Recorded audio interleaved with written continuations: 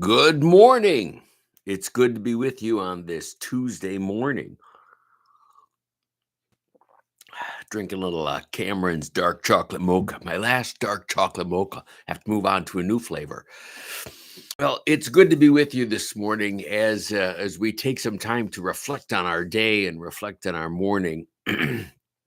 I was recently as yesterday, at Sage's conference here in Minnesota South. It was in Mankato at a hotel there, and I had opportunity to meet with a lot of great people and share stories and swap memories.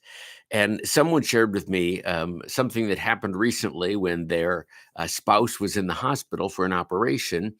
And they said that after the doctor came in after the operation to share with them how the operation went and everything, before the doctor left, he said, "By the way, thank you for your prayers.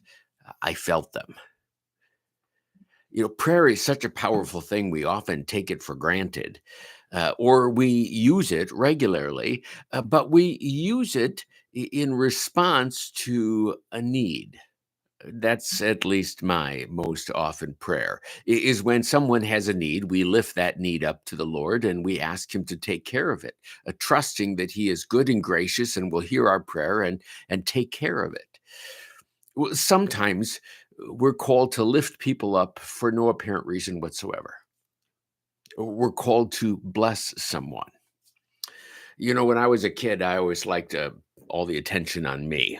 That was kind of my thing.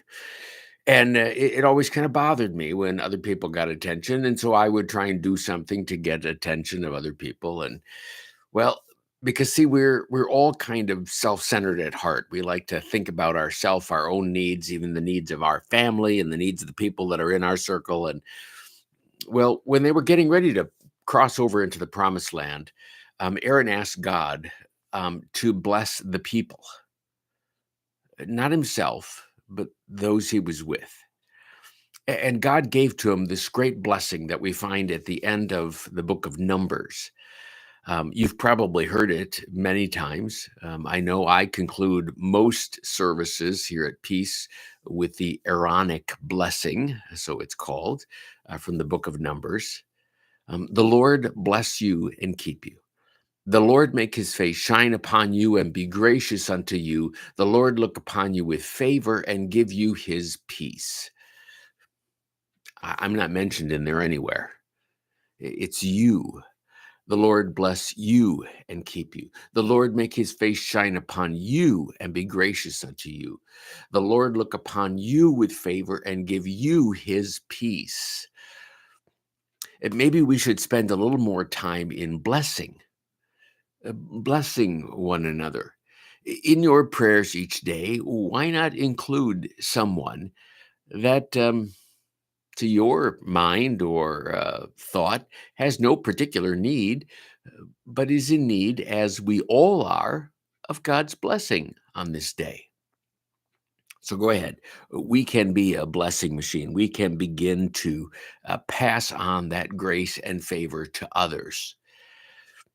We went to a retreat house a number of years ago. I'm trying to think what church I was even at. I think I was at Crossview in Edina, and we went to this retreat house, took the whole staff, and it was an interesting place.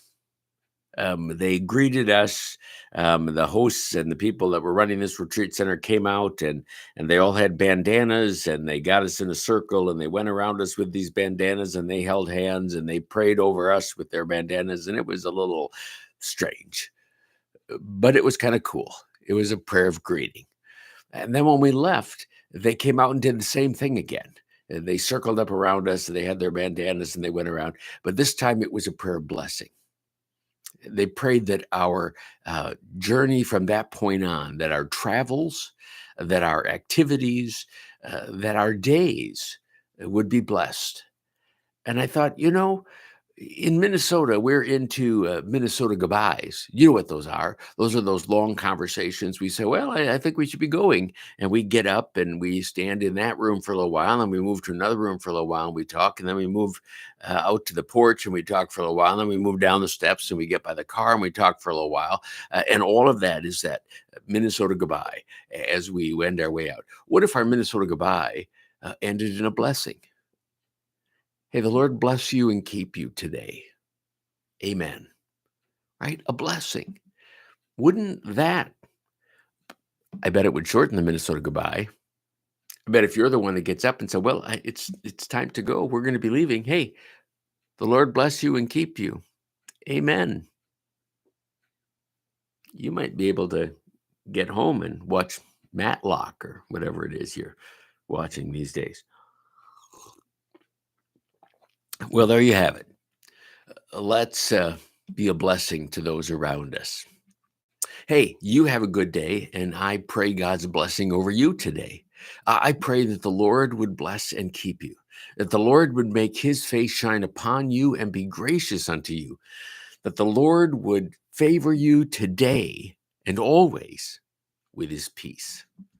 Hey, go then in peace and serve the Lord and bless one another. We'll see you next time we turn this thing on. Have a great day.